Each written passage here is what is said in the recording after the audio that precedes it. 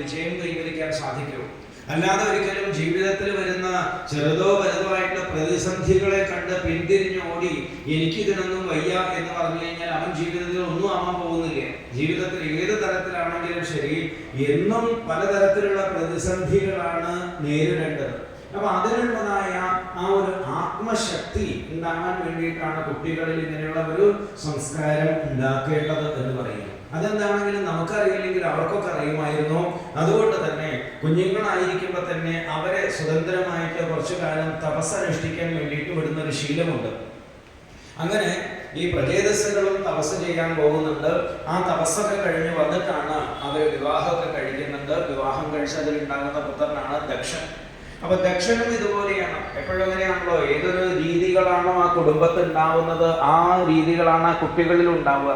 ഒരു കുടുംബത്തിൽ അച്ഛനും അമ്മയൊക്കെ ആഴ്ചയിൽ ഒരു ദിവസം അല്ലെങ്കിൽ എന്നും അമ്പലത്തിലൊക്കെ പോയിട്ട് അങ്ങനെ അവിടെ കുറച്ചു നേരം തൊഴുത് പ്രാർത്ഥിച്ചൊരു വരുന്ന ശീലമുള്ള ഒരു കുടുംബമാണ്. സന്ധ്യയ്ക്ക് വിളക്ക് കത്തിച്ച് വീട്ടിൽ കുറച്ചു നേരം നാമം ജപിക്കുന്ന ഒരു ശീലമുള്ള ഒരു കുടുംബമാണെന്നുണ്ടെങ്കിൽ ആ കുടുംബത്തിൽ ഉണ്ടാകുന്ന കുട്ടികൾക്കും ഇങ്ങനെ ഒരു സംസ്കാരം ഉണ്ടായി വരും. എല്ലാം ഉണ്ടായിക്കൊള്ളണമെന്നില്ല, എങ്കിലും ഭൂരിപക്ഷവും അവർക്ക് ക്ഷേത്രവും അതുപോലെ അവിടെയുള്ള നാമജപം അങ്ങനെയുള്ള ഒരു സംസ്കാരം അതിൽ ഉണ്ടായിട്ട് വരും. കാരണം അത് കണ്ടിന്യൂറ്റി ചെയ്യണം.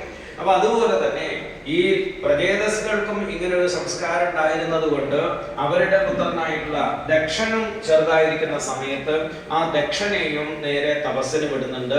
അങ്ങനെ ദക്ഷനും പോയിട്ട് ഹംസഗുഹ്യ എന്ന് പറഞ്ഞ മന്ത്രമൊക്കെ ജപിച്ച് തപസ്സൊക്കെ ചെയ്യുന്നുണ്ട്. അങ്ങനെ ആ തപസ് ചെയ്ത് അന്ധകരണ ശുദ്ധി നേടിയെടുക്കണം. തപസ് കൊണ്ടാണല്ലോ ഉണ്ടാകുന്ന തപസാ കൽമഷം ഹന്തി എന്നാണ് പറയുന്നത്. തപസ് കൊണ്ട് നമ്മുടെ പാപവാസനകളൊക്കെ നീങ്ങി അന്ധകരണ ശുദ്ധി ഉണ്ടാവും. അങ്ങനെ അതൊക്കെ കഴിച്ച് വന്ന് പിന്നീടാണ് ഗൃഹസ്ഥാശ്രമത്തിലേക്ക് പ്രവേശിക്കുന്നത്. അപ്പൊ ഈ തപസ് ചെയ്ത് ധനം നേടിയെടുക്കുക